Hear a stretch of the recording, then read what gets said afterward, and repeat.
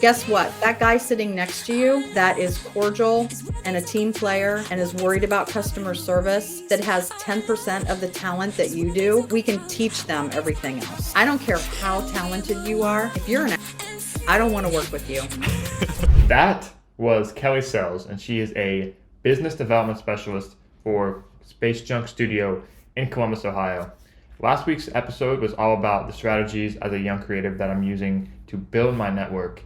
And I wanted to expand on that this week by bringing in an absolute superstar of an expert in Kelly to expand on those topics, add her expertise, and just teach us lessons, teach me and the audience, of course, lessons about how she builds and maintains relationships in a creative industry that helps her grow and helps her enterprise grow as well. As you guys know, in the creative side of business, the skill of building and maintaining relationships is such a rare and incredibly valuable skill, and it's one that I want to cultivate. So this is why I'm talking to people like Kelly, trying to pick her brain and learning some of her most useful and helpful frameworks that can help me become successful and build my network, and help you guys as well. Kelly has dedicated her entire professional career to mastering the art of care and conversation, and the way that she talks to other people, you just really feel genuinely cared for, and she's someone that you want to talk to, and I believe that's a big reason why she's so successful. So in this episode, expect to learn how to put the needs of others before your own in conversation, some tactical knowledge for how to bring up sensitive conversation topics like money when you're interacting with people that you want to do business with, how to maintain relationships over time without it being awkward or coming across as needy, and Kelly's 3-part email framework, which you can put into practice right away, and I already have, and it's really helped me to get in touch with old people and maintain relationships with people over time, and it's been a very high value add to my repertoire as a creative, and I know there's so much value in this episode that you guys can learn. So without further ado, let's get right into it. Thank you for tuning into the Creative Journal. This is entry 015. By the way, if you guys are enjoying the show, please leave a rating and a review. That would mean the world to me. You guys are creative and I'm loving it. But without further ado, please welcome to the Creative Journal podcast, Mrs. Kelly Sells.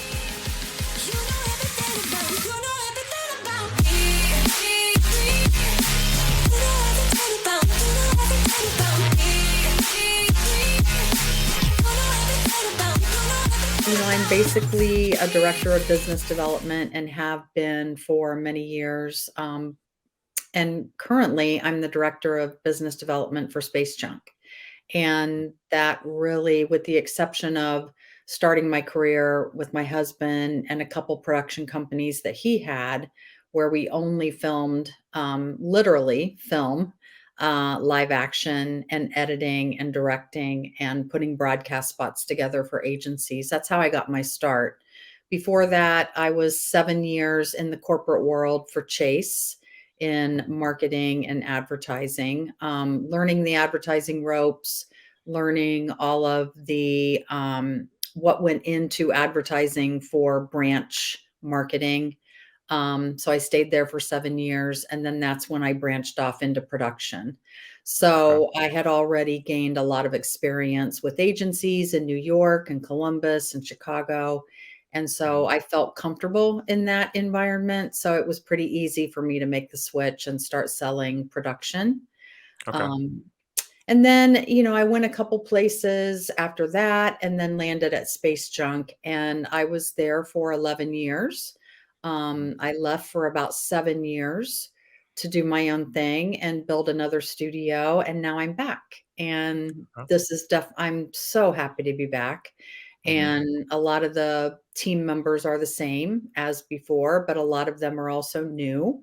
So I'm very excited about being back in my original role and building the client base and adding to it there, hopefully Mm-hmm. for the rest of my career. So Awesome. Well, that's yeah, exciting. I'm sure they're glad to have you back. I yeah. was I looking on mean, the. Go ahead. go ahead. I was gonna say I was looking on the website, and it looks like you guys have a really great team. We do. Um, Great website, by the way, too. Oh, thanks. But yeah, I mean, tell us a little bit about what you guys do at Space Junk and kind of your role in that. Yeah, so like I said, I'm director of business development and marketing. So I'm responsible for bringing in not only new business, but helping to develop long-term relationships with the clients we bring in. We cater to agencies, but we also cater very strongly to direct to brand. Hmm. Most of our clients are direct, and the thing that I love about our studio is just the longevity of the relationship. Some of the clients that I brought in when I was there originally are still with us. So Hmm. we're talking, 8, 10, 15 years. We've still been working with a lot of the big brands in Columbus and around Ohio, Hmm. as well as nationally. We have some national clients as well. But my responsibility is to make sure that I'm out constantly searching for those new relationships, Hmm. bringing them in, obviously closing the jobs, but then making sure that we're developing a relationship as we go with the first project, and then hopefully either maintaining that relationship with the client, getting referrals from that client, or getting into other departments within that brand.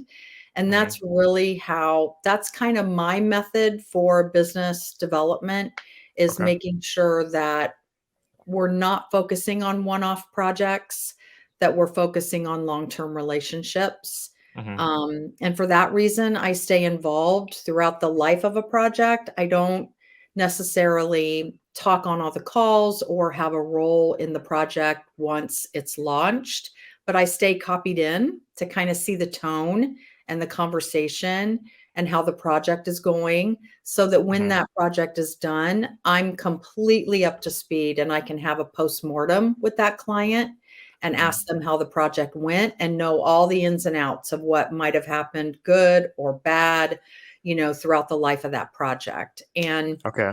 that's one thing I'm pretty adamant about. I like to stay involved in the process. Like I said, I Hmm. don't bother anybody. I don't speak up if, something is happening on a call that I'm noticing, something was missed or whatever, but I always Hmm. have that constant relationship with my creative director and Hmm. our producer, just to make sure that, if something does go wrong, I can kind of raise a little bit of a flag, or if something's going really well, just Hmm. let people know that they're going over and above, which they usually do. So, Yeah. Well, that's yeah, awesome. It sounds like you have a lot on your plate for sure. I do. So when you're the person that the clients interface with the most. So you really have to represent, the company well Yep. and be very forward facing and very good at maintaining and keeping relationships. So that's, Yep. I Yep. mean, you must be very good at communicating, I guess I would say, because you're kind of the middleman between the agency and the people that they're outsourcing the clients, and then maintaining those relationships over time takes effort too. So, Exactly. what's kind of your day to day look like? Is it any things you do consistently? I know you work remote, correct? We do. All of us do Okay. now. Okay, so I imagine what does your day look like? Kind of a lot of phone calls, kind of checking in with the team. Can you kind of take us through like what a day in the life of Kelly Sells business development Yeah. looks like? Yeah, Mhm. for sure. So I do have my best practices, which I have developed over 20 years. I have those written down, Mhm. because for a while I was a consultant where I worked with a variety of students, or not students, but clients and studios on their business development strategies and pipeline. So Mhm. I would work with live action studios, I'd work with animation studios and help them determine what type of business development process was best for them, what type of person they needed. More Mhm. times than not, they are an owner operator and Mhm. doing and handling creative and also handling business development. Mhm. So, having those best practices and being able to share them with other studios is very important. My Mhm. process on a day-to-day basis is to send out at least anywhere from 5 to 10 emails that are new, and Mhm. then follow up with the ones I've sent out previously. So 5 to 10 a day. Mm-hmm. And then the snowball starts to roll, and you've got your follow-up, and you've got your new outreach. And so a good portion of my day is doing that. Okay. So lots of research, lots of where am I going to go next? What brands am I going to go to next? What brands are we working with that I can go within other departments? How Mm-hmm. can we grow those relationships? So a Mm-hmm. lot of emailing, not too many phone calls anymore, Okay. cold calls anyway, but lots Mm. of virtual calls with people that I'm connecting with or Okay. people who have potential projects and that type of thing. Okay.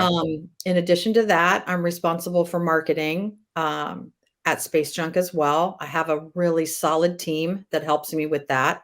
So once or twice a week, we're getting together and talking about our content calendar, what we're going to post, not only this week, but planning for the future, figuring out if there's any special posts that we want to do, like behind the scenes Mm-hmm. footage, or maybe there's a holiday coming up that we want to promote that fits Yeah. our brand. Um, so a lot of emailing, a lot of cold outreach, and then a lot of relationship development every day. Mhm. Nice. Well, I view you as someone that is very knowledgeable in um I'm not just going to say the business side of creative because a lot of the listeners are younger creatives and they are owner Yeah, operators and they don't do this enough, you can't just focus on your craft 24/7. There's so much more that goes into it absolutely. as I've learned. And that's why I'm thrilled to be talking to you, but I feel like you have a ton of useful knowledge and skills that just that creatives are looking for. And something I wanted to ask you was what is it about the creative industry that makes your role in business development so key? Like I know you've worked in corporate, you work with Chase.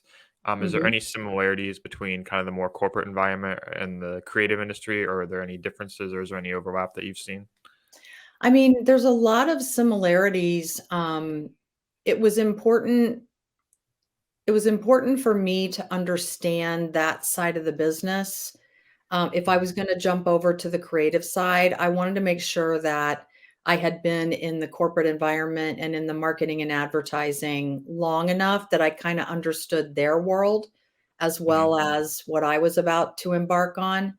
So, there are some similarities in the corporate world. I've never been asked that question before. That's a really good question. Um Back then, corporate marketing departments weren't built the way they are today. Mhm. Today, corporate marketing might include a creative director or a designer or an Mhm. animator or an Mhm. editor. So, the whole agency world and corporate world changed drastically once agencies started downsizing or people started leaving the big agencies and starting their own smaller ones. A Mhm. lot of the brands started building in-house agencies, companies like Abbott and Ross Mhm. and Nationwide and Limited Brands.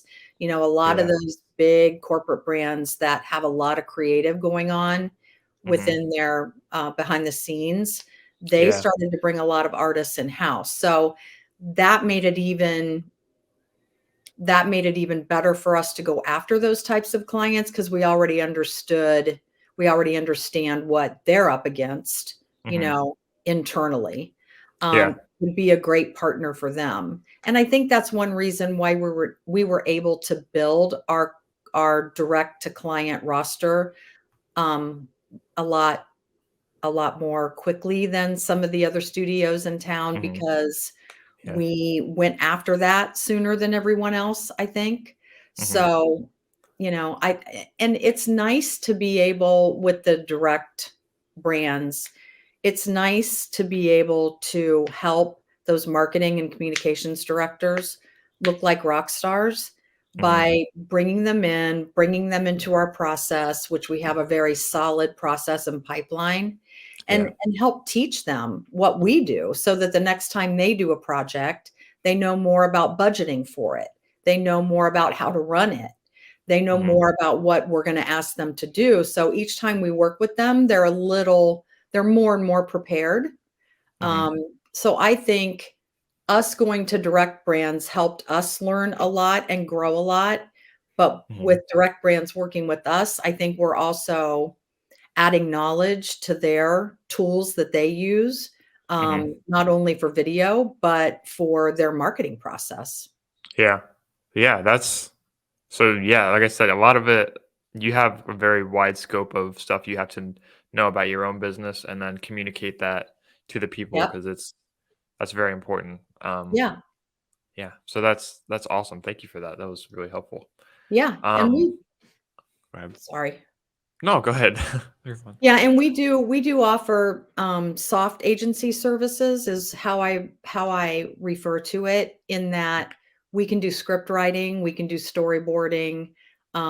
We don't get involved in the strategy and discovery side, on the brand side, but as long as they have brand standards and brand assets, we can help them from the very beginning with their project with just an outline or a creative brief. So, the fact just having those types of services also helps them execute a little more quickly.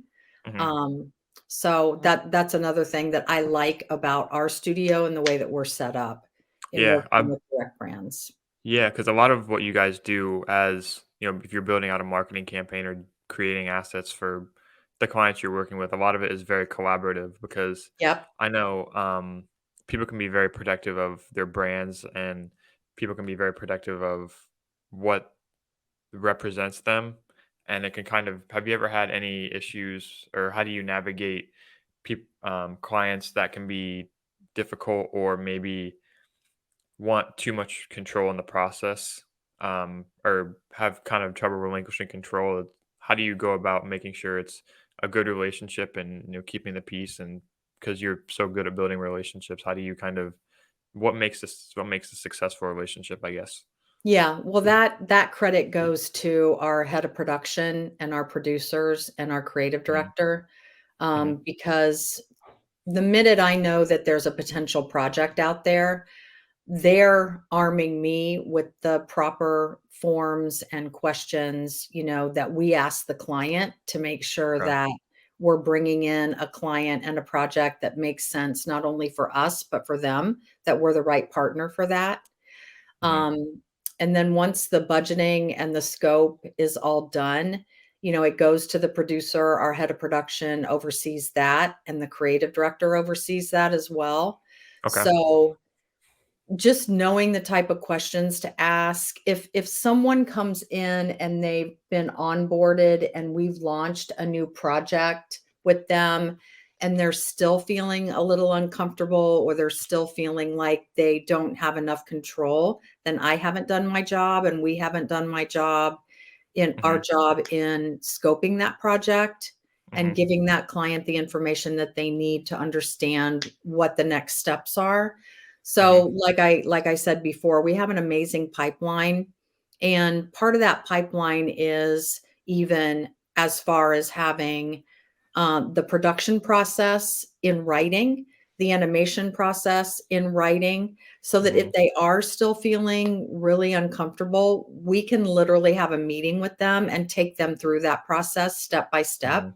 Yeah, you And guys then have the those SOPs laid out. Yeah, it's Yeah, and then important. the producer kinda knows, depending on how much they've had to educate them throughout the process, or even at the first WIP that we're reviewing, or the first style frame or storyboard, you can Hmm. kinda gauge if the client is nodding their head and, Yeah. feeling very comfortable, or Hmm. if they're not really comfortable with what they're looking at.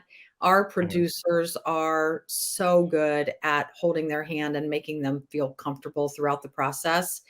And Hmm. if we feel that they're not comfortable at all, we'll stop the process and just make sure maybe there's another way of going about explaining it to them, or maybe there's another way of showing it to them.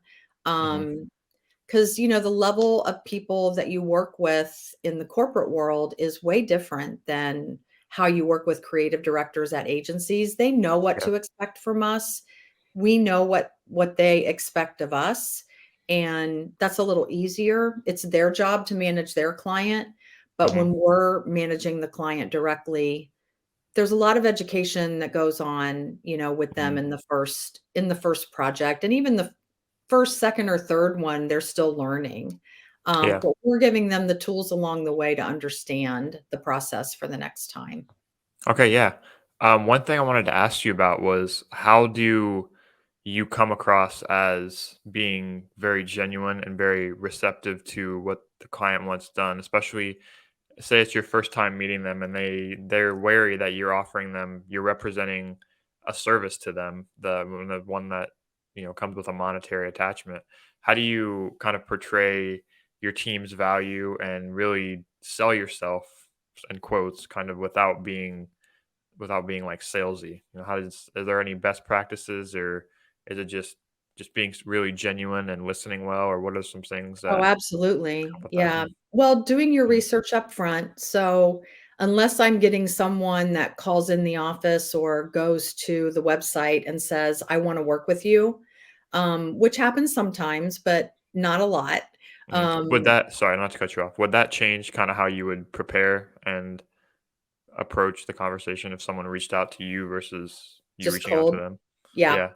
The first thing I do is whatever information they've given me, either through an email or, through a voicemail, or if I'm not talking to them directly, I Mhm, have a whole list of questions. We all have a whole list of questions, me, the head of production, the producers, that we ask a client first to make sure that it's the type of project that Space Junk works on, mhm. and that we are able to service that client based on what they're asking for. So, I Okay. will ask for things like, you know, what's the story that you want to tell? How do you wanna tell it?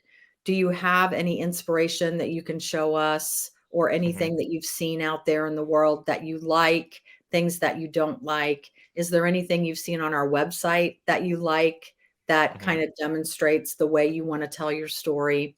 I mhm, always try to ask their budget, at least their budget range, because there's so many ways to go about a project. There's so many ways to mhm, execute. mhm. I always try to ask When what their budget range is. Yeah. When would you ask that? Would you ask that kinda I know it depends on each situation, obviously, I'm It sure. more and more, the longer I've been doing this, I ask it right up front. I Mhm. try to ask it right up front. Okay. And if they don't know what that range is, that's a little bit of a red flag, because if you're calling on a studio to get some work done, you should maybe have an idea of what Mhm. you're willing to spend. And Right. again, sometimes people don't, if it's a smaller brand or it's the first time they've done a video project. Mhm. Um, and I love this process. So, I love the relationship side of it. I love the education side of it, educating clients. So, Mm. I enjoy that process. So, Mhm. I'm very good at asking those questions in a very casual and friendly way, Mhm. just so that they know I need this information to give them the most accurate quote I can possibly give them, or Mhm. even the most accurate range that I can give them. Yeah. So, if someone doesn't know their budget, and I can tell when I'm talking to someone, that they just don't know, Yeah. then what I'll do is I'll share a variety of projects that we have done, and I'll give Mhm. them different ranges. So, this is Okay. this range and what we can do. This is this range and what we can do. So, I'll go low, medium, high to Mhm.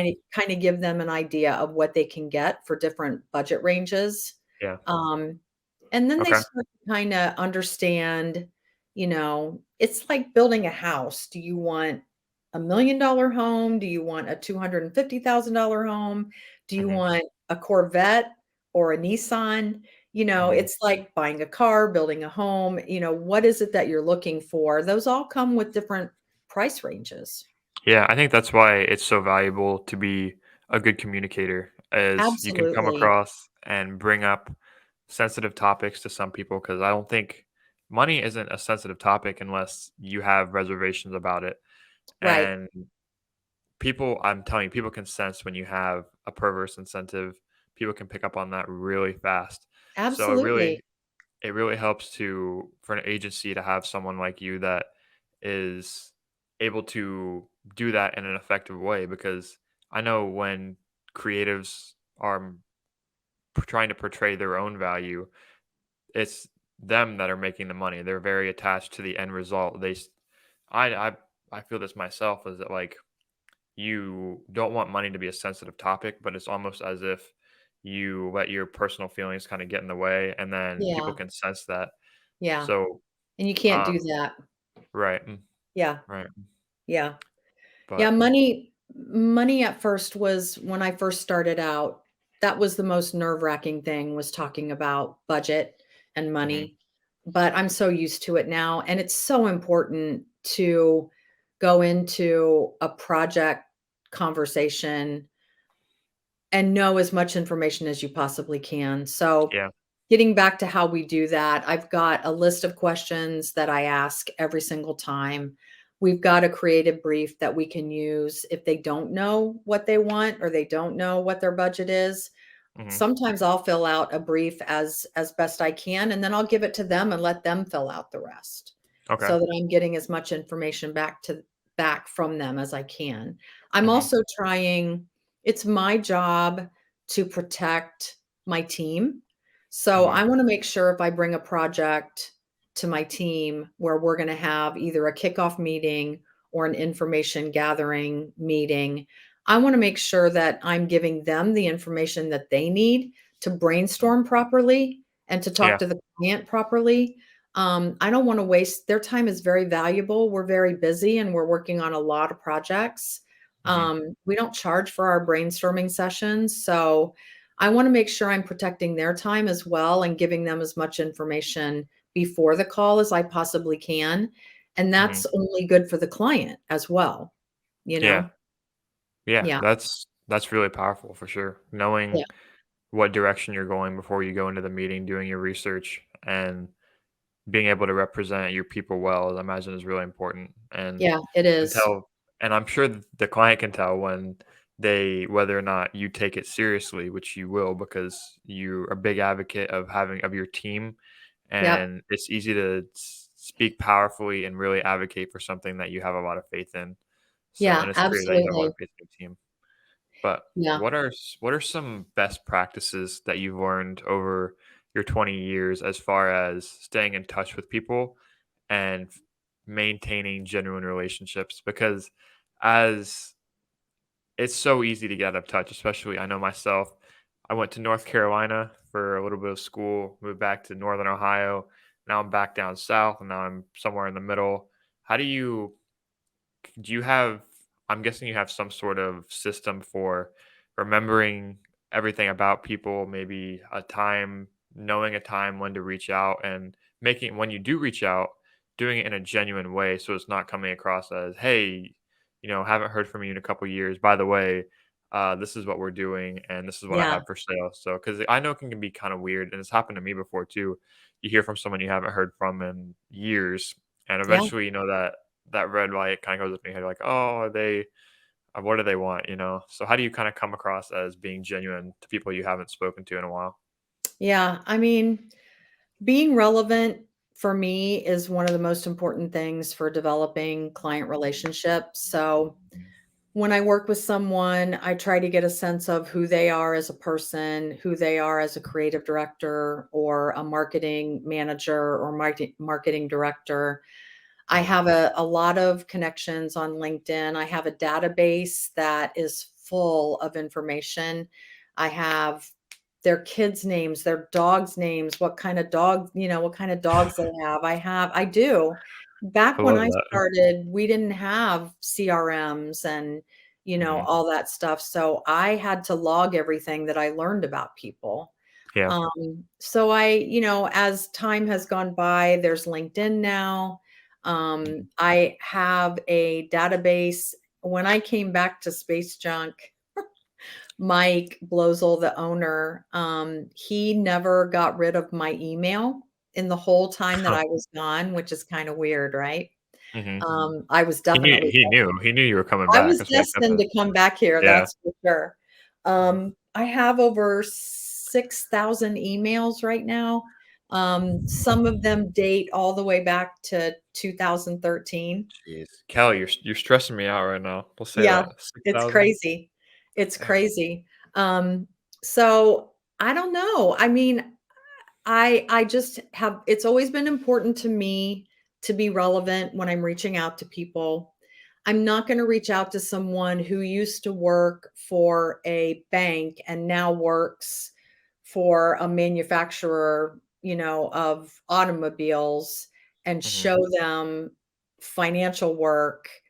I'm Right. gonna make sure that if I reach out to them and they're in marketing for the automobile industry now, I'm gonna share work with them that is relevant to their new industry. They already Hmm. know what I did for them in the past, Yeah. but now I know what they're doing and where they are, and I wanna still be relevant with them. Yeah. So, I have always done that, even in sales. I in my everyday cold selling, I make sure that I'm doing my research before I reach out to someone. If it's an agency, I know who their clients are. I know what type of work they do. I Hmm. know what they don't do, what they do, and who some of their most current clients are because they're showing their work on the website. Hmm. So I already know a lot of that when I talk to a creative director at an agency. And I've kept track of people on LinkedIn. I've followed people from one job to another position. I Hmm. make sure that I congratulate people when they're promoted or when they get a new position or move on to another brand. Hmm. It's a lot of work, Yeah. but the most important thing, and I think one of the reasons I've been as successful as I have been, is because that matters to me, Hmm. It Yeah. it matters to me that when I reach out to them, they know that I'm not just calling to chit chat with them, you Hmm. know? I'm calling for a reason. I know what they're up to. I know what they're doing. I know what some of their challenges are, and I can offer solutions. Yeah. I think I think there may be a bit of a difference between, say, if you were doing the creative work and trying to keep these relationships at the same time, Oh, because absolutely. people. So Or there even may if be I a. was producing everything. I used to Yeah. produce everything that I sold. Uh huh. Okay. So, that was good for relationship development, Hmm. but it wasn't good for sales. Yeah. I Yeah. see. Hmm. But yeah, if you're a creative and you're trying to do creative and also be the biz dev person, Hmm. that's that's really hard to do. Yeah. What is some advice you would have to be someone that wants to be top of mind, that wants to be very socially and open and communicative and have faith in their services, and not come across as, someone that's there to sell, someone that's just wants to be a friend, and then if business comes up, then it comes up. Is it not bringing it up their sales at all? Is it just focusing on relationships and then kind of leaving it at that? What would you say? As a creative person? Yeah, as a creative person, I would. Yeah. Yeah. Mm. Yeah. So, um, I mean, if some of the studios I've worked with insist on being the creative and being the biz dev person, Hmm. um, then I try to work with them to teach them some of the business development skills that are my best practices, Hmm. um, and to try to keep those things separate. Like, they should organize their schedules in a way that there's a day that they do biz dev, and Hmm. then the other Okay. time is spent on creative, Yeah. I've seen people because that kind of, sorry not to cut you off, but I've seen some people that kind of structure their week. So one day is primarily admin outreach, another day is creative, another day is, say, email, just kind of blocking off their day like that, so they yeah. can kind of have a My day monotask is and my get some more calendars are stuff. blocked. If you talk to anyone at Hmm. SpaceJunk, I mean, you can look at my calendar and you can tell exactly what I'm doing that day. Hmm. Okay. Um, so my days are blocked, some days for marketing and the other Hmm. 3 days for sales, and then the last day for marketing. Hmm. Um, it's very important to block your time so that you can focus, Hmm. on what the task is at hand that you're working on.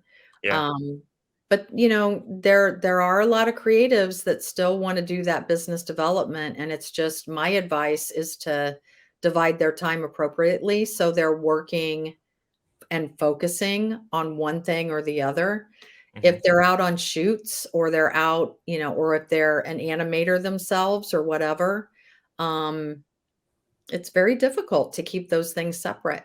Yeah, it's kind of like working. Matt talks about this is kind of working in the business versus working on the business. So Exactly. if all you do is animate all day and all you do is perfect your craft, if you don't spend these days, making the outreach and the relationships and sharing what you do with people and becoming an interesting person, like then it's just you're just making things, for yourself, which is okay. But if you want to Yeah. be a forward facing person, you want to run an agency, you want to scale, then these are things that you kind of have to get good at. So, Yeah. Exactly. but, so one thing I wanted to ask you was you said you do a lot of email. What makes a good email? And I wanted to ask this because we were on the phone before the show and you told me that I left you really good email. And as Oh, someone it's one that of the does a best I've lot, ever gotten. that made me feel so warm inside. So Oh, thank you for that.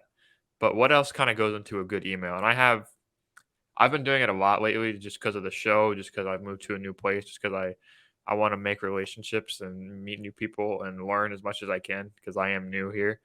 But my general process, and I would like you to critique it and pick it apart for me, is to lead with some kind of a compliment and be very genuine. Obviously, you can mention do your research, lead with that in the first three. I don't really have a template for it, but then just be as genuine as you can. Make them when they're reading it, kind of make them know that you did your research and that you know who they yeah. are and that you really value their time. Yeah. And then I wouldn't even in the first email. I don't like to make any kind of ask, but then you just say why you're emailing them, and then you progress with just whatever why you're emailing them, and then give them a way to contact you to get in touch at the end, and leave some kind of a clear direction for them to respond to. And Yeah. I get, and that's a hard part of it is that you don't get a lot of responses sometimes, and people don't always respond, even if you are very praising and very genuine. So, in your opinion, what makes a good email? One that you would open and would recommend sending? Yeah, the subject line is pretty important. My subject lines usually, and there's all kinds of rules since COVID and email rules now with algorithms and things that are gonna either bounce you back or put you behind or not let you behind a firewall, those types of things. Okay, I Um, actually didn't know that. So, yeah, yeah, oh yeah. Um, I try very hard to make my subject lines. If it's just me introducing myself for the first time, it'll just be Kelly Sells intro and then plus Space Junk. So I'm Kelly Sells with Space Junk. Then okay. we're very lucky because we have a very intriguing name. Hmm. So and I'm a salesperson named Kelly Sells, which is Yeah, also I get a lot. that definitely came in my head. I Yeah. get and it's genuine. I didn't change my name. I married into it.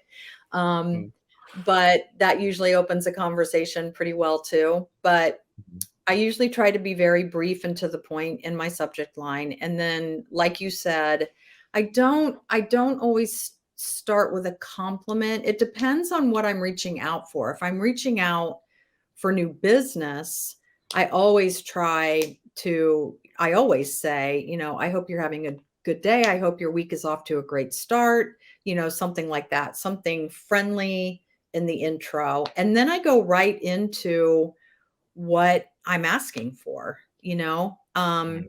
if it's an agency, um, I just looked at your such and such project. I loved the way you told that story, or I loved, the animation and effects that you use for this, or I'll compliment the work that they're doing that I'm attracted to. And Mhm. that is the reason I'm reaching out to them. So Um, sorry, not to cut you off. So you usually reach out to the people that are making the past marketing creative. So you would kind of compliment on them on the stuff that they've already done. Is that yeah, correct? Okay. yeah.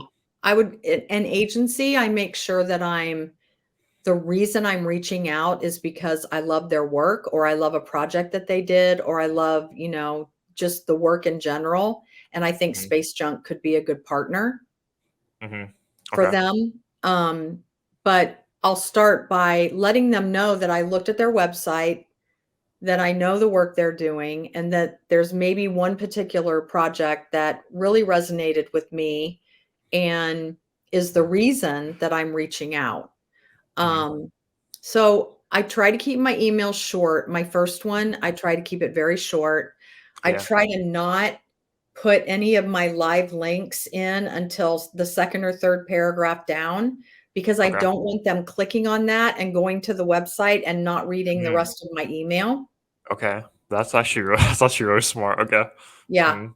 Mhm. And I also try and have been told that getting an email from me, like getting yours, I've never met you, and I could tell by the way you wrote your email, number 1, that you were genuine, and I could already tell what it would be like to talk to you because the tone of your email. I Mhm. try very hard to write the way that I talk to people. Mm. Mhm. That's a skill. So That's a very that's a skill. casual. Yeah, very casual, try to be full of personality and, Mhm. positivity and that type of thing. Um, I read my emails 2 or 3 times before I hit send. I might Mhm. even put it in my draft folder, walk away, get a glass of water, come back and then read it again. Mm. Um, Okay. because I just wanna make sure that it sounds good. I don't like to Yeah. be in a hurry. Yeah, I think I haven't done that before, but I had I'll read something that I wrote in the past and I'll wonder, I was like, what was I thinking? Like I I know. came off in a totally different way. It happens a lot of time over text too, but you're like, man, I sound like such a jerk.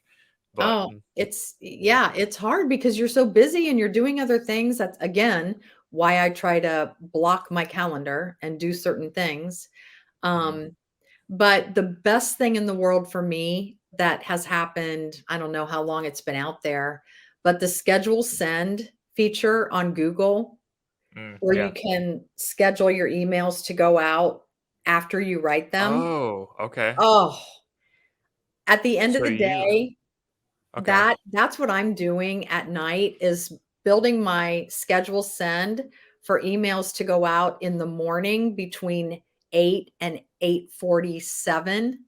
I know that Uh-huh. sounds weird, but Google will choose some times for you that kind of reflect the recommendations for sending emails. Mhm. Yeah. So, at night, when I go to bed and I want this stuff to be off my mind, I know that there's 15 emails in my schedule send folder that are gonna go out in the morning, Um, okay. which is a great feeling. Yeah, so And then you kind of batch upload kinda like with social media, like scheduling Yep. posts and stuff like that. Okay. So I've got 5 new ones to cold outreach. I've got about 5 or 10 follow-ups that I'm due for follow-up, and my Uh-huh. follow-up process is a 3-point process. So that Uh-huh. follow-up keeps snowballing and snowballing and snowballing. Yeah, take us through that But process. Take yeah. us through that. What? Sorry, not to take us through that, that three-step process. Oh, you Well, got me really let intrigued me here. finish. The schedule send Yeah. box in the morning, that's Uh-huh. once I'm up and got my coffee, I'll go to that schedule send and I'll reread those emails before they actually get sent out, just to Mhm. make sure that I haven't had a typo or lost a word or, something like Mhm. that. So Okay. so yeah, so that's the Man. best feature for me. That's an awesome new feature. Yeah, that's a great I've never heard anyone talk about that before. It's definitely Oh, it's something I'm gonna use. awesome. I love And it. that plays really well into the kind of the concept of blocking your time because you can when you're in a good headspace, when you know you can sit down and do this single task of reaching out, making emails, you're in that right headspace and you can kind of knock it out. So yeah, Kelly Yeah. Sells is a master of email. So yeah, that was Yeah. really interesting. Yeah. Well, you have to be these days because there's no more in-person meetings. There's no more Right. traveling. I'm not going and doing capabilities presentations and getting in front of my agencies and reading the room and watching body language. There's no more of that. It's all gone. Yeah. Was It's that kind of a so hard transition? awful. Huh? Yeah. Was that kind of a hard transition? Because Oh, I it know, was the worst. It was the yeah, worst.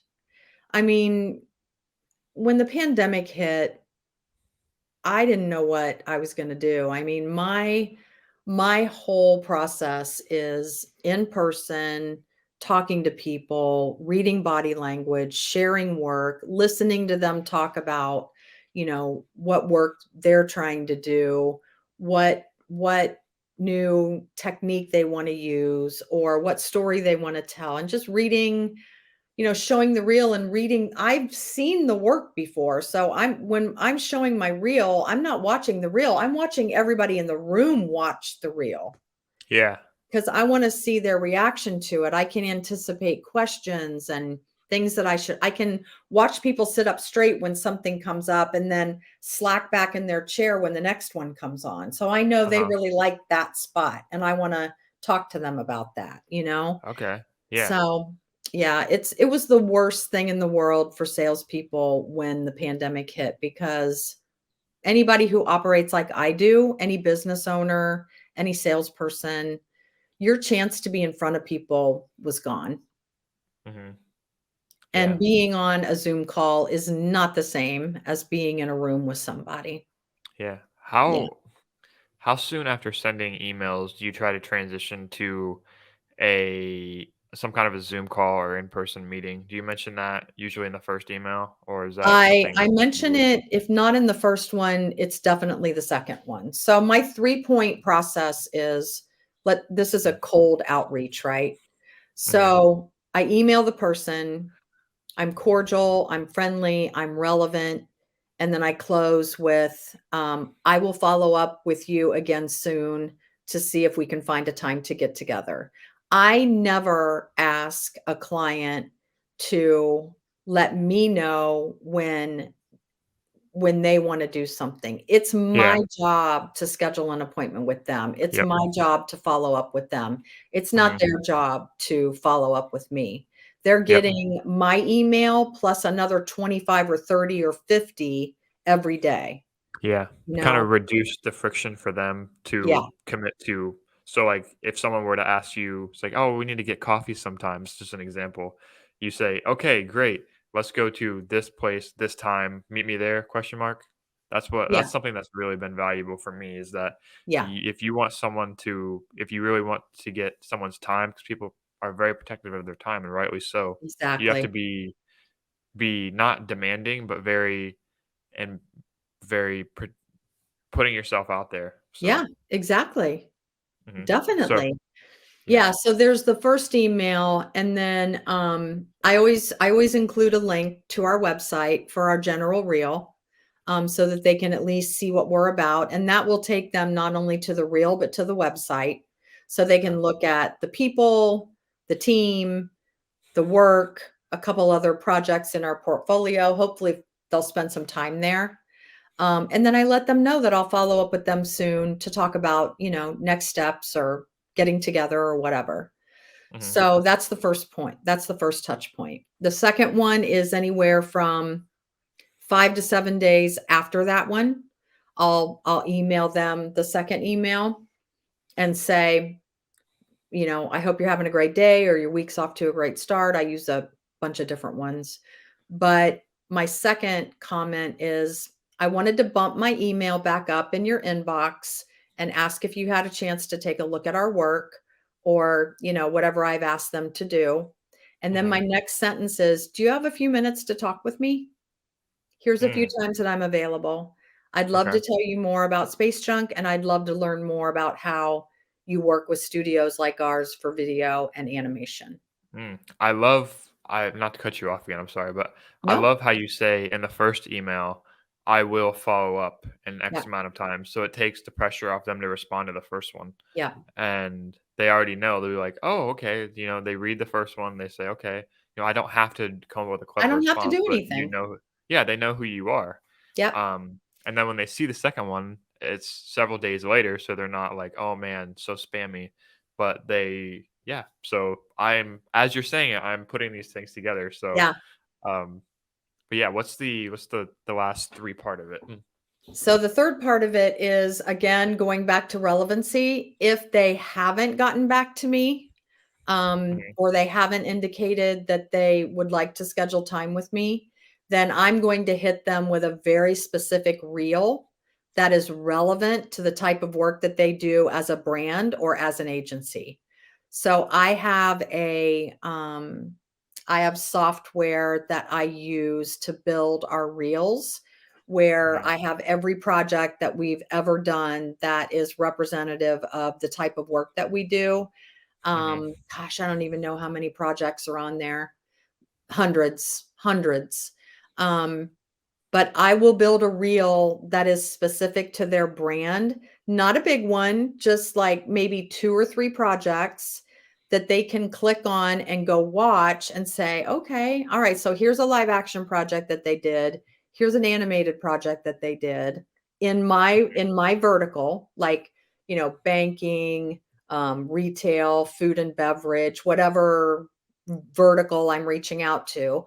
I make Hmm. sure that I'm not showing a food and beverage company a banking commercial, you Right. know?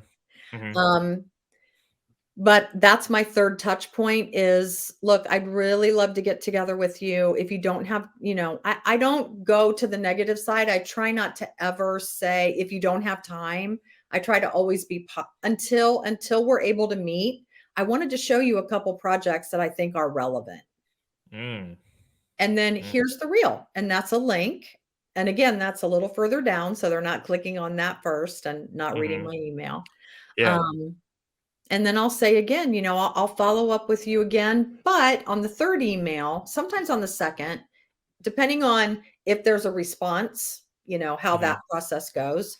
Yeah. Um, I'll include my calendar link and say, if it's easier for you, whether it's next week or when you have time, here's my calendar link. Feel free to go on and schedule an appointment. I get a Yeah. lot of appointments through my calendar link. Hmm. You use Google Calendar? I do. Okay. Yeah. Okay. That seems to be the best. But yeah, Yeah. that's a lot of value in that framework. Like Yeah. that's something that people who are looking to take solid action, that's something you can do today is just start that three-step sequence. I'm gonna be rewatching this and taking notes for sure. Good. But yeah, that was worth a lot for sure. But I So really appreciate you sharing that with us. so there's a last step to that. And again, this goes back to being relevant. It goes back to valuing my own process and Hmm. making sure that the outreach that I am doing is maintained, um, for communication. So the last step is, if there's someone that I've reached out to 3 times, I haven't heard back from them, I haven't really had a chance to schedule any time face to face with them virtually. I have a marketing program for Space Junk for anywhere that I've been. That is an ongoing monthly marketing program where once a month I send out new work that we've just completed, or I'll send out something I know that they've never seen before or can Hmm. pretty much guess that they've never seen before. For Hmm. me, that's called my just launched list. For Hmm. Space Junk, we have a space theme. Just launched is kind of cute to go along with Hmm. Space Junk. I see. Um, I you see what you know, did there. Yeah. so I try Hmm. to stay within our brand Hmm. with my marketing. So if I've gone to someone 3 or 4 times and I'm not hearing from them, or I'm not developing that communication, I immediately put that person on my just launch list so that at least once a month they're seeing new work from me, from Space Junk. Hmm. Okay. That's a Yeah. huge list. It's a process that is automated. It's the touch of a button. It's Hmm. tied to a database. I can Yeah. So send you it would, out. yeah, you Yep. tag them with the people that you haven't responded to. You would tag them in I would your tag them campaign just software. launch. Yep. Hmm. And then Okay. once a month, they're getting work from me, because one thing I try to tell anyone who's going into what I do, don't, even people that I've known for 5 years, 10 years, 15 years, you cannot ever think that when you leave a room with someone or you hang up on a Zoom call, that they're going to remember you Hmm. because they have 15, 20 other studios banging on their door trying to get work. So you have to stay in front of them to remind them who you are and the type of work that you do. Hmm. 9 times out of 10, when I send a just launched email, I can see, well, I can see the views of people that are Hmm. viewing it. Hmm. Um, so that's a red flag for me. Talk to that person. They just looked at your work, you know. Hmm. Make sure to write that down and follow up with them in a couple days. Hey, Yeah. I don't say I know that you saw my project. I don't say that. We all Like, use she's software. watching us. Yeah. Yeah. Uh-huh. We all use software that helps us. I mean, I have lead generation, I have Simian, I have Google, I have so many things that I use to try to Hmm. keep me in front of clients. Yeah. But I'll say, did you have a chance to look at the work? I'd love to answer questions for you or talk about anything that you have going on right now that might be a good fit. Hmm. Yeah, I love the way you laid that out. How you go from the first to the second, and then to the just launched list. Because the way you laid that out, if I got something like that, I would feel I would feel bad not responding. Like I wouldn't even. Right, I would see the emails come in, and I would be like, "Oh, there's space junk again," and but it wouldn't be like you wouldn't. I wouldn't add you to my block list because I get a ton of spam email as well. And right, if you go from first day, wait a few days, to 7 days, and then once a month, that's a transition to where you're not going completely cold, but you're still top of exactly. mind enough. Once every month isn't enough for someone to say like, okay, get out of my inbox, but you're Right, still in there at some point. right, So exactly. that's yeah, that was really valuable. I really appreciate Yeah, that. good. What are Go ahead. Go ahead. No, go ahead. I was just gonna say I was gonna kind of change the topic a little bit, so you can kind of go ahead and say what you're gonna say. No, I just said good. I'm glad that was helpful. Okay, yeah, that was like I said, I'll definitely be reading that and taking notes because what part of the one of the barriers to sending any kind of cold outreach is people they get so much spam and stuff that they don't want to see, and we all have the worst opinion of ourselves. Right, So we have that in our heads, and we just don't want to create um any kind of image portray ourselves in a way that may come across as that. But if you have a right. simple framework like that that you can kind of work off of, and you see examples of people like Space Junk doing it well, then you know that it can be done well, and then you Yeah, can do your best to work within that framework and try and replicate it. So I really appreciate that for sure. good. Yeah, it So you works. work, yeah, I can't wait to try it. Um, so you do a lot of work with throughout your career. You've interacted with, you've talked with a lot of creative directors, and um, what are some of the things that creative directors are looking for, whether it's in the people they hire, the people they work with? Um, what are some of the things that they look for? What are the qualities that they value? And what are the things you try to appeal to when interacting with them? Wow, that's a great question. Thank you. Um, the creative directors that I know, the creative directors that I've worked with, even the ones that I go to now that I don't know, they're looking for someone that understands the industry. They're looking for someone that understands what they're up against. And they're looking for someone that is well versed in what they do, that is smart, is you know well spoken, well read. um they're looking for a partner that I assume that you're speaking to not what my creative directors look for to hire new people, but what creative directors look for to hire space junk. Yeah, Yeah. yeah, They wanna see a variety of work. They wanna see good execution of several different things, whether it's the way a spot was directed and shot to tell a story, or the Mhm. way animation was used to enhance a story, Mhm. and tell the story a little better, um, that they are experts in their field. Mhm. Because, you know, when you work, whether you're working with an agency or you're working with a direct client, a creative director is a creative director, and they want to know that we understand the process and that we are experts in what we do so that Mhm. when they come to us, their job is going to be a lot easier. Yeah. Okay. It's going to make it easier for them to manage the project with their client, whether we're in front of the client or not. It's going to make their job easier. Mhm. Um, we like the type of creative directors that they may have a storyboard and they may know exactly how they want to have it executed, but our favorite thing is when we're in a meeting with a creative director and they say, "But you guys are the experts, so if you have a different idea or if you Mhm. have a variation of this that you're thinking of, let me know," you Yeah. know? So that's how you know you've done your job. You get that Yeah, feedback. Mhm. yeah. There Awesome. are some creative directors that and I love the ones that tell me up front, "Look, this is the board. The client has signed off on it. The client wants what they want. We need you to execute this exactly the way it Mm. is." Mhm. We're fine with that. You know, we're Yeah. absolutely fine with that. And again, they've kind of told us in a few words that their client might not be easy to deal with. They've Mhm. gotten them to this point and they've gotten approval. They need to execute it just like this. Mm.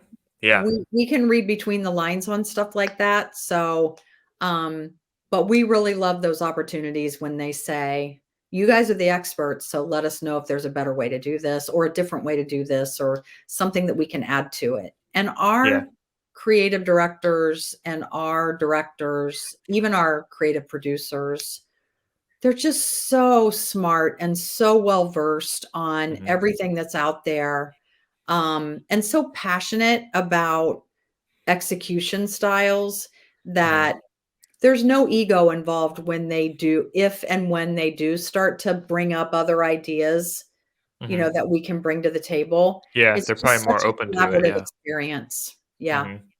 So I'm trying to draw, a lot of the audience of the show are more independent creatives, people that are owner operators.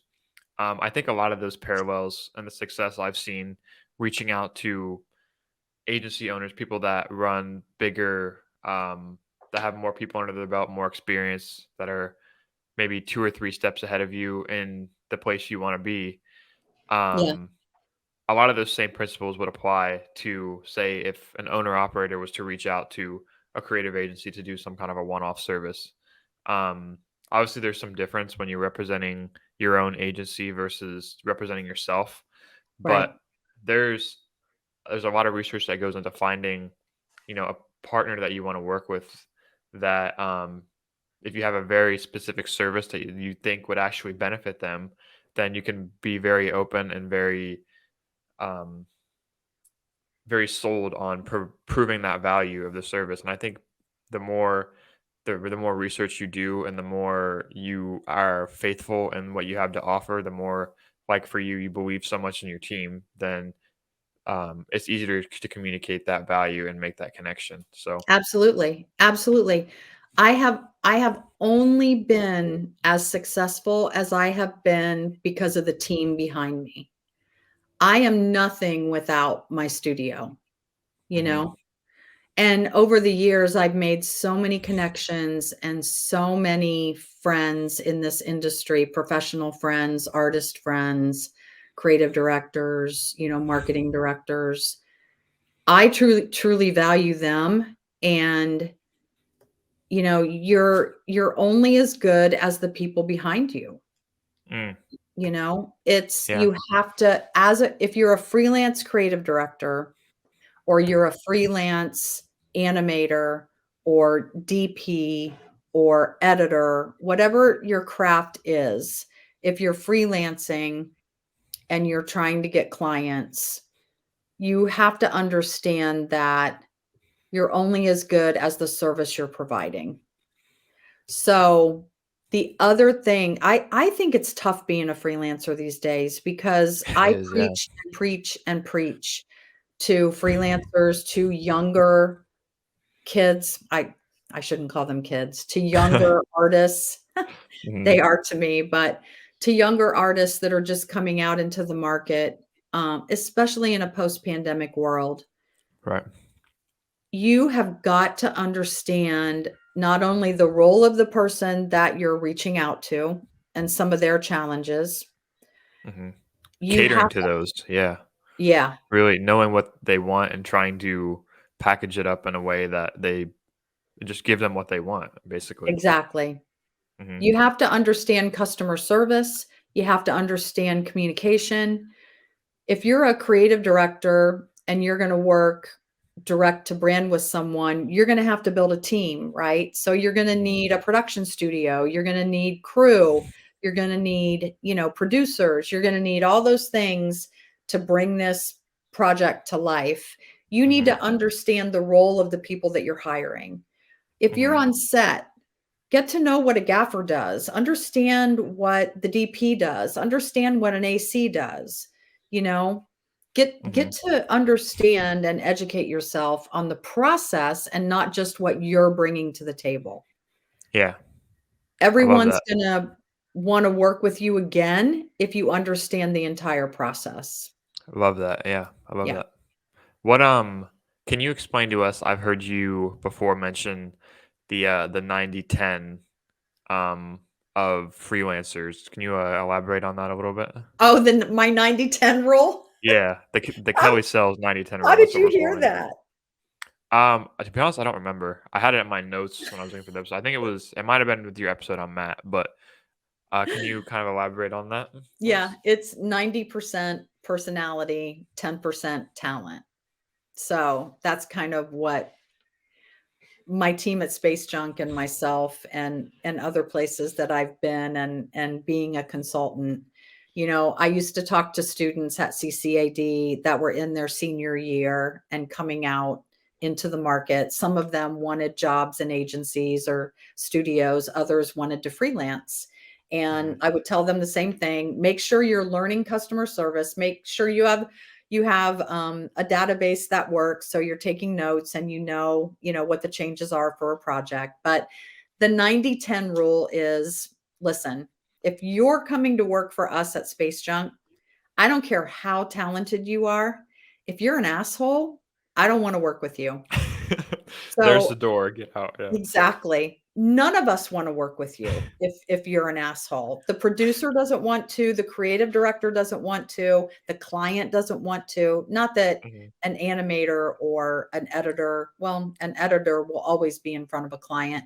An animator sometimes won't be, but I don't care. It's 90% talent, 10 it's 10 per 90% personality, 10% talent. Because guess mhm. what? That guy sitting next to you that is cordial and a team player and is worried about customer service, that has 10% of the talent that you do, we can teach them everything else.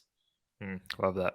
Yeah, Yeah. that speaks to me a lot personally because I felt like I was operating at a deficit getting into the creative industry because I went to school for strength and conditioning, and I had I had a big kind of career direction shift, and Wow. once I admitted to myself, I got the first once I put everything, learned how to do all the website, put all my work out there, and just was relentless and believing in myself and my service, then I didn't go back. And Wow. um yeah, and I developing this part of myself, the reaching out and building communication skills and not being an asshole has gotten me the 90% of the way, because I know there's Yeah. people that I work with now that are, and the first thing I think is, and I get a little imposter syndrome around, is like, man, this person is so technically skilled and I look like an 80-year-old just you trying to use a computer sometimes. Yeah. But I see stuff like that now as I've learned to view it as A, an opportunity to get better, and B, to say, man, it's a new challenge. Let's overcome it, because this is stuff that that I can control. I can control how much time I put Exactly. into improving the skill. But, this other stuff, this personality, this relating to people, this empathy, that's something that is a non-negotiable. So, Exactly. Yeah. um, yeah, 90 I really 10. appreciate that. 90-10, 90-10. The Kelly Sells 90-10 principle. It's That's not just me. It's not just me. yeah. Well, I heard it from you first, so that's Yeah. that's the name it gets. But Yeah. okay, so you've got I'm not gonna keep you all night, but you've taught me so much just in this episode, and I can't wait to get back to reading and taking notes. But I want to kind of the last direction I want to go is say someone wants to be better at business development today, right now. And they just watched this episode. They want to put in some foundational habits, and you've already given us some stuff to do with email and some outreach. What's something that is a good first place to start if a creative says, I want to be better at business development? Yeah. Well, first of all, make sure you're representing someone that you're passionate about. Make sure you're representing an industry or a technique that you're excited about. Make sure you're very passionate about what you're representing. My second piece of advice would be invest in some type of database, whatever it is that you're going to invest in or use. I mean, Google's free. Um, to build that database of the people that you're reaching out to and keep track of that and build upon that. Um, this is kind of, you know, this is kind of a new, I've updated my best practices as I've gone along. And this came from my consulting time, but don't start your process of business development until you have a database that is clean and full of the places that you want to go to first, and make sure that you've got at least 100 to 150 people in there or Hmm. businesses in there. I used to say just start doing it 5 a day, 5 a day, 5 a day. It'll snowball. But I feel differently about that now that we've been in the pandemic and pandemic. Hmm. You have to be really focused about what you're doing and what it is that you're going after. And the best way to be focused is to have a strong database to start with that will take you a while to get through so Hmm. that your time can be spent on the research side of it and not be as stressful as it is Yeah. doing 5 a day, 5 a day, 5 a day. Yeah, and it's probably a lot more helps keep it a lot more consistent too, because you're kind of more going down a list and you can kind Yeah. of add repeat more. Because if you're task switching, kind of like we talked about, between gathering leads and then making your content, then Yes. it's easy to get muddy the water a little bit there. I can see for sure. Yeah. Be very, very disciplined. You have to be so disciplined in this job. Hmm. Um, and you have to love it. You have to love it. You can't look at your daily tasks, which are very cumbersome, as the core of the job. You have to look at the passion that you have for the work that you're going to create. Hmm. That Hmm. has to be your lead generator to go out there and talk to people. Hmm. Don't let the tactical stuff get you down, because you just have to do it. It's part of the process. And Hmm. I mean, I love that process, the research and learning about people and putting them in my database and reaching out to them and learning more about them every time I reach out to them. That's how you develop relationships, and that's how you come across genuine. Hmm. Love that. So, there's that.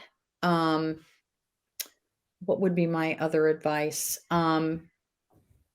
Make sure you're working with people that you like and respect. The people that you're building around you, whether it's people that are going to help you, an editor that you're going to give work to, an animator that you're going to give work to, a client that you're going to work with. Make sure that you enjoy and like the people that you're working with. Of course, Hmm. you're going to come across some people that you don't enjoy working with, but I've been doing this for over 30 years, and I can count on one hand people that I don't want to work with again, ever. Mm. Honestly, on one hand. This is Mm. such an incredible community here, not just in I'm in Columbus. Hmm. It's such an incredible community, not just in Columbus, but the whole state of Ohio. and the region, you know. Yeah. This is a Midwest is just yeah, such an exactly. amazing Yeah. community. We all Mhm. know each other, we all know of each other, we all support each other. There's no back very little very little backstabbing. Um, Yeah. like I said, I can count on one hand people that I would say I don't care to work with them again Mm. after 30 years of doing this. Mm. So make sure the people that you're reaching out to and the people that you're developing those relationships with, that you genuinely like working with them. Mm. Of that. Yeah. Cast the kinda cast the net in the right place, and then Yeah. you don't have to worry about, things going bad, so I really Yeah. And appreciate that. as you do it more and more, you get a really good sense of I can read a room in 2 minutes, 5 minutes, and I can pretty much read a person, you know, as far as what they're gonna be like to work with pretty quickly. Mm. Yeah, that's something you've learned, I'm sure, over time, but, Yeah. Kelly, I thank you so much for coming on. I had a great time chatting. You taught me literally, like, so much, and Oh, good. I I can't say thank you enough. Like, You're there's very welcome. a lot Yeah, of you're very tactical welcome. foundational things that me or anyone watching can literally do today. And you were very succinct in delivering your expertise, and I can't say thank you enough. Yeah, where can people go if they want to learn more about you and space junk? Oh, go to our website. Hmm. You can go to our website. You can also go to our LinkedIn page. We are really, since I came back on board, we are really ramping up our posting and our marketing. So you can go to LinkedIn to see work. You can go to our website, um, our Instagram. Um, yeah, and I'm on LinkedIn as well. So anybody who's interested in talking about the business or anything that I do or how I do it, or even the work that Space Junk does, just reach out to me. All my contact information is on LinkedIn, my email and everything. So Awesome.